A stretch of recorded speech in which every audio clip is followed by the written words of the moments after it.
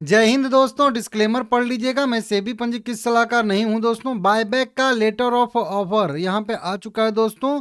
Acceptance ratio क्या रहने वाले हैं, इंटाइटलमेंट रेशियो क्या रहने वाले हैं, कब से कब तक अप्लाई करना है हम लोगों को, और पेमेंट कब मिलेगा, सब डेट जो है यहाँ पे आ चुका है। क्योंकि ये 49 पेज का, जी हाँ, एक दो पेज का नहीं, ये 49 पेज का पीडीएफ यहाँ पे कंपनी ने लेटर ऑफ ऑफर यहाँ पे दिया है। ये जो है इसमें सारी ए टू जेड सब डिटेल मिल जाती हैं, ठीक है ना।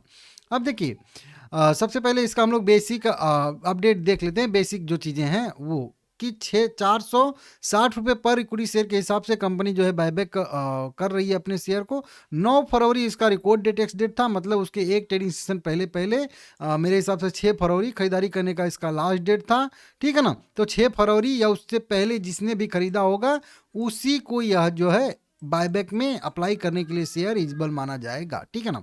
टोटल कंपनी यहाँ पे 14 लाख इक्विटी शेयर बायबैक कर रही है, जो लगभग 2.62% इक्विटी शेयर आता है।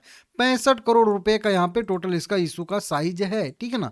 65 करोड़ रुपए के शेयर टोटल कंपनी बायबैक करने वाली है, ठीक है ना। ये अपडेट है। अब इसके बाद आता है यहाँ पे हम लोगों का अगला अपडेट कि यहाँ पे ओपन कब से कब तक होगा, मतलब कब से कब तक हम लोग टेंडर करेंगे अपने इक्विटी शेयर को और कितना करेंगे ये भी बताऊंगा, ठीक है ना। यहाँ पे 13 फरवरी 2026 और कह लीजिए कि यहाँ पे 20 फरवरी 2026 ये जो है क्लोजिंग डेट और ओपनिंग डेट है, समझिएगा इसको। 13 फरवरी से लेकर 20 फरवरी तक, मतलब ये एक हफ्ते का हम लोगों को टाइम मिल गया है, फ्राइडे से फ्राइडे, ठीक है ना।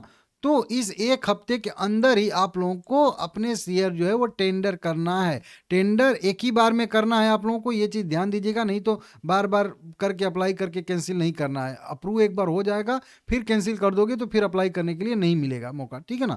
तो आराम से सोच समझ के अप्लाई करना। अप्लाई कैसे करना होगा इसकी भी वीडियो बना दूंगा। सबसे पहले आप लोग चैनल को सब्सक्राइब कर लीजिएगा और एक्सेप्टेंस रेशियो का भी कैलकुलेशन यहाँ पे देखेंगे हम लोग, ठीक है ना।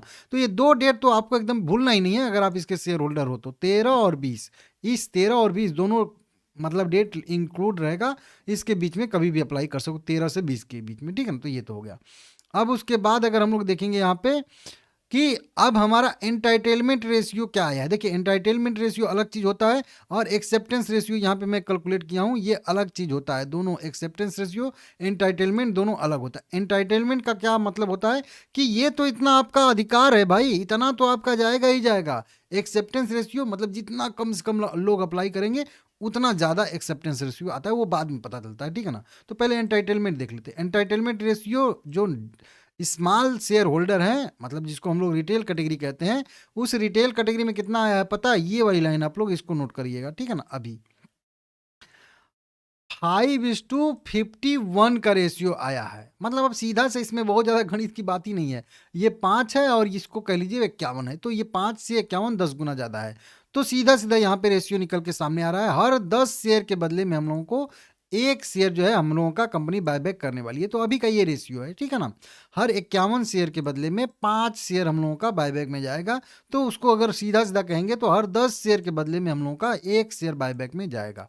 अब इसको परसेंटेज वाइज बोल दीजिए सर, ठीक है। 10% का यहाँ पे एक्सेप्ट इंटाइटलमेंट रेशियो यहाँ पे हम लोगों का आ रहा है, समझ रहे हो। हर 10 शेयर में से एक शेयर, सीधा सीधा एकदम है, सीधा है।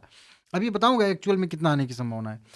वहीं पे नॉर्मल कैटेगरी जिनके पास 2 लाख से अधिक के शेयर हैं उनका क्या रहेगा, तो उनका सीन है यहाँ पे 9:100 कह लीजिए 75। अब यहाँ पे भी बहुत ज़्यादा दिमाग लगाने की जरूरत नहीं है। 9 दूना 18, मतलब 20 गुना लगभग। या अगर 180 रहता तो ये 20 टाइम हो जाता, केवल 5 शेयर कम है, मतलब समझ रहे हो। इसका भी मतलब यहाँ से सीधा सीधा आ रहा है कि हर 20 शेयर में से एक शेयर हम लोगों का बायबैक में यहाँ पे जाएगा।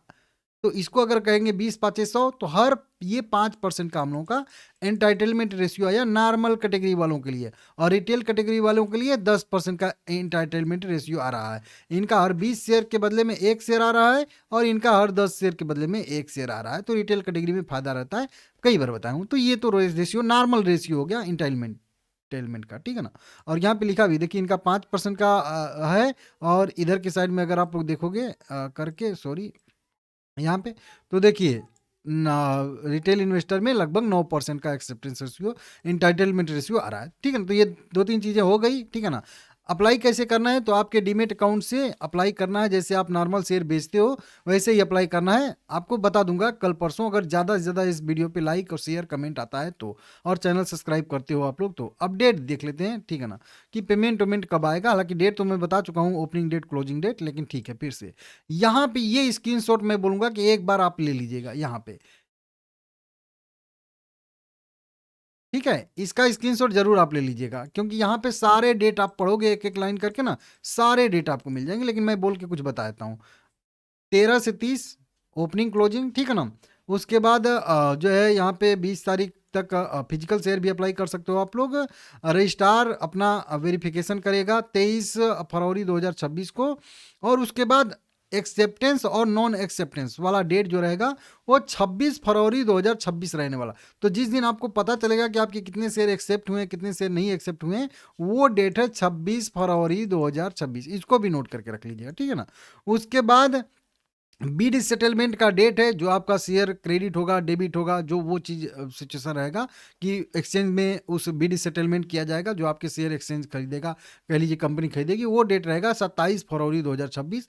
और इसी दिन आपका कह लीजिए जितना शेयर रहेगा उतना शेयर रिटर्न भी हो जाएगा, और जितना शेयर आपका बायबैक रहेगा वो हो जाएगा। 27 तारीख ये डेट है, नोट कर लीजिएगा। ठीक है ना, और उसके बाद इसी 27 तारीख को ही आपका पेमेंट का भी डेट रहता है, तो वो भी जो है आ जाएगा। मतलब 26 तारीख को एक्सेप्टेंस वाला डेट है, और 27 तारीख जो है वो शेयर रिटर्न होने का भी डेट है, पेमेंट होने का भी डेट है, सारा डेट है। ठीक है ना, तो इस तरीके से समझ लीजिएगा। तो ये चारों पांचों डेट आप लोग नोट करके रख लीजिएगा। ठीक है ना, अब मेन चीज़ आते हैं अपने मेन टॉपिक। एक मेन टॉपिक तो वही भी थी, लेकिन अब मेन कैलकुलेट कर लेते हैं कि एक्सेप्टेंस रेशियो AR कितना आ सकता है, और कितना आए तो हमको कितना बेनिफिट की संभावना दिखेगी।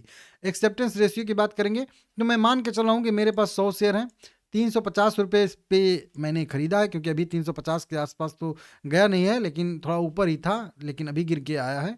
लेकिन ठीक है, तो 350, या फिर इसको थोड़ा सा हम लोग ऊपर कर देते हैं, क्योंकि 370-80 ही कर देते हैं, क्योंकि ऊपर से नीचे आ रहा है। ठीक है ना, यहाँ पे चलिए ठीक है, 380 पे हमने खरीदा है शेयर को, और 350 मैं मान के चल रहा हूँ कि अभी शेयर गिरेगा बायबैक के बाद भी थोड़ा बहुत, तो 350 तक जाएगा।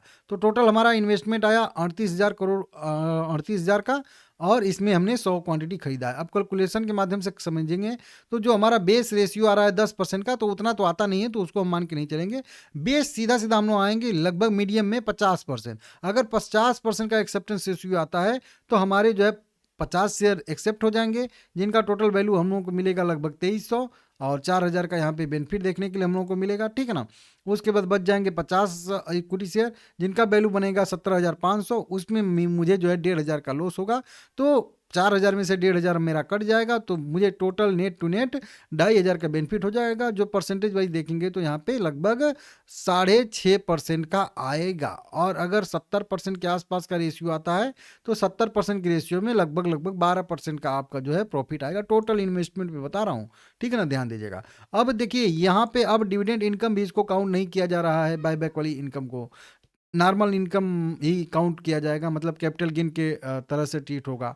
तो अब वो भी मैटर नहीं है कि डिविडेंड के तरह से काउंट होगा तो वो सारा का सारा इनकम आपका डिविडेंड में जाएगा, ये सब चीज़ नहीं है। तो ये भी एक बढ़िया चीज़ है। हाँ, जितना आपको प्रॉफिट होगा उस पर आपका जो भी रहेगा वो टैक्स लगेगा आपके स्लैब के अनुसार, जो भी स्लैब में आप रहोगे, 5%, 10%, 15, 20, 25, 30%। ठीक है ना, तो ये आप थोड़ा सा अपने फाइनेंशियल एडवाइजर से या CA हुए अगर आपके होंगे तो पूछ सकते हो। नहीं तो अगर आपका इनकम 8 लाख, 9 लाख, 10 लाख ऐसे करके है, तो कोई बात नहीं है, आप बिंदास अप्लाई भी कर सकते हो, कोई दिक्कत नहीं रहेगा। ठीक है ना, इस तरीके से देख लीजिएगा। हाँ, 12 लाख के ऊपर अगर आपकी इनकम है तो आप थोड़ा सा सलाह ले लेंगे तो बढ़िया रहेगा। ठीक है ना, बाकी ठीक है, मैं अपने साइड से सब कुछ समझा चुका हूँ। अगर आप लोग इस वीडियो को ज़्यादा से ज़्यादा लाइक करोगे, चैनल को सब्सक्राइब करोगे, तो मैं आगे भी इसकी वीडियो बनाऊंगा। लाइक करिएगा सभी लोग।